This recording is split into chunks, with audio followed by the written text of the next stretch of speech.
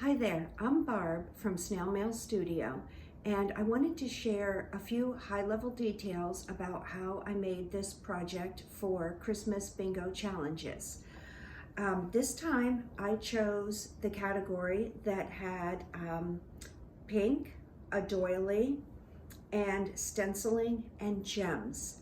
And this is the bag that I made. I wanted to do something a little bit different this time around rather than make a card. And I just kind of freelance did this bag. I didn't really follow a pattern or anything, but this is the finished product. I'm going to share with you my take on stenciling on fabric in this video and what I've discovered.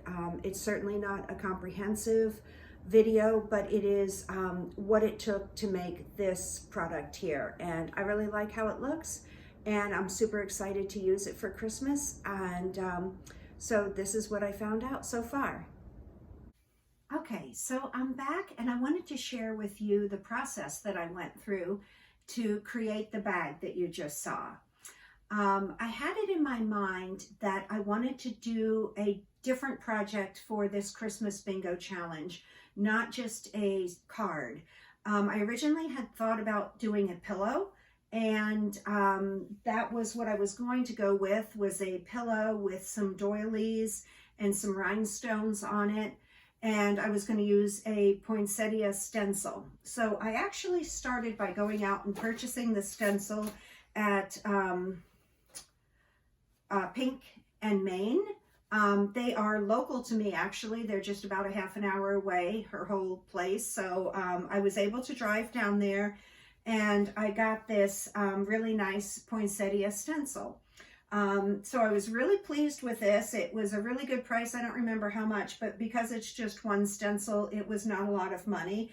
And it does have three parts, the flower, the leaves, and the little middle part. And so my first thought was, I am going to buy some fabric paint. What I used was, this was something that my mom got in a laundry basket, and it's just muslin. And I thought, I'm going to use that. It's nice. It's a little on the rustic side, and I like that. So I started by saying, I'm going to use this. And I went out and I bought some fabric spray paint, because it seemed to me that spray painting the stencil would make it the crispest and the clearest. I only bought one of these because I had a coupon for one, and I'm like, I'll go back and get the green and the yellow later. Well, after looking at reviews of this, I decided to not use it because they said that even though it is made for fabric, that it smudged, and especially after you washed it, it ran a little. And I thought, this is like on sale. It was like $8 a can, maybe $7.19 I think I paid. And I thought, you know, I'm not going to spend $7 three times, $21 for paint that I'm just going to use probably just for this project, and especially if it's not that good. Somebody also said that it dripped a lot, and somebody said that when it went on, it wasn't soft like you would have on a t-shirt or something. It was hard. And I thought, I'm not going to spend all that money for that. So that's going back to Joann's today. I also, about a month ago, when I was thinking of this, decided I think I'll give regular fabric paint a try. But after I looked at the detail in this stencil, I could not imagine this doing that good of a job. I may try that later on at some point, but I've got a better solution. So my first thought was that I was going to use regular spray paint, because I was just going to make it into a pillow. It probably wouldn't be washed. And I thought, let me try regular spray paint. Well, I did the regular spray paint using a stencil that I didn't use too much, and it didn't do a good job at all. You can see the edges. I guess, I know they sell things that you can spray on a stencil and it makes it stick so that air wouldn't get underneath it. But when I sprayed it, you could tell that some of the air with paint on it got underneath, and it was just, it really did not give a sharp line at all, number one. Number two, it is hard. And number three, it's almost like there was some sort of static that happened because little bits of the fabric sort of raised up, sort of like a little bit of fuzz on there. And I just think it's an awful look. So basically this was, oh, and it also made the stencil really sticky, and I ruined the stencil. I could probably use it again with a spray paint on it, but I wouldn't have wanted to use this stencil 3 times with spray paint. I think I would have really done it a lot of harm, and I don't think that I would have been able to use it afterwards. And I really like this.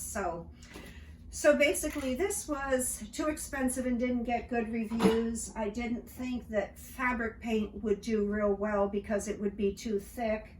And then regular spray paint, I didn't have good results with. So what I ended up doing is I went online and to YouTube, and I found somebody, I think it's Rain City Creativity. And she hasn't made any videos in a few years, but her video was spot on. It really helped me. What she's, let me back up. Then I thought, if I'm just gonna make a bag, I can just use regular Stampin' Up! Ink. And I did use it. As soon as I did, and I went like that, it smudged a little. So I thought, well, why don't I iron it and see how it does? Once I ironed it, you can use regular Stampin' Up! Ink, dye-based ink. Once you iron it, it doesn't smudge. So if you were just gonna do a bag, I think that would be fine to use that if it's not something that anybody's going to get on their skin or clothes. But once I did wet it, you can see right here, it ran. And I would not want to make a pillow out of something that somebody might sit back on with a nice shirt on and have it somehow be wet and ruin their clothes. So I abandoned that. So that's when I went to Rain City Creativity, and she suggested Brilliance inks. And I just happen to have some of them. I am still going to the store to get the others. But these never crossed my mind because they're sort of a shiny ink, and I didn't know if I really wanted that, but I just so happen to have pink and gold, which I'm going to use instead of red and yellow. And I'll show you what I've done so far that really worked out well with that. And this is just a sample. This isn't the real thing.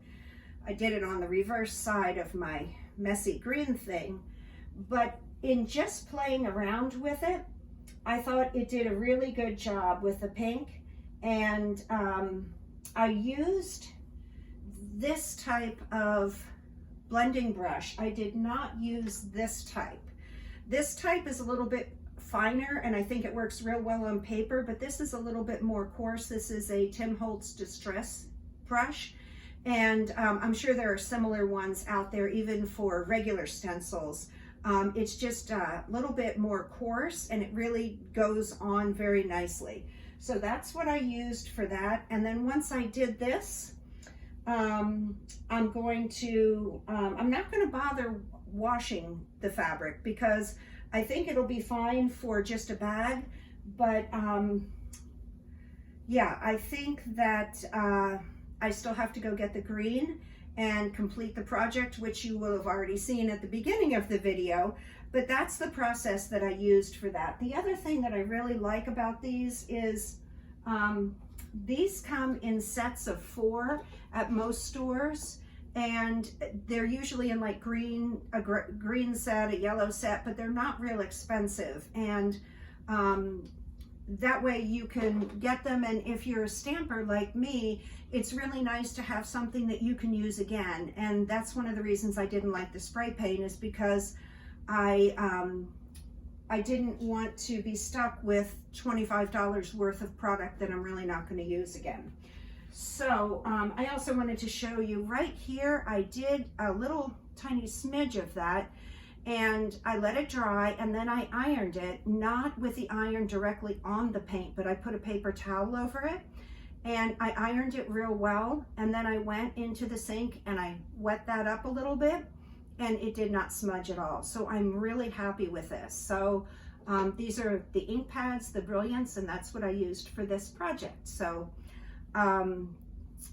again, I don't know that I would feel super comfortable making a pillow at this point because I wouldn't want anything to go wrong, but definitely, certainly for a bag or something would be really great. So anyway, thank you so much for watching. And if you are watching this and haven't been over to Christmas Bingo Challenges, we would love it if you would come join us.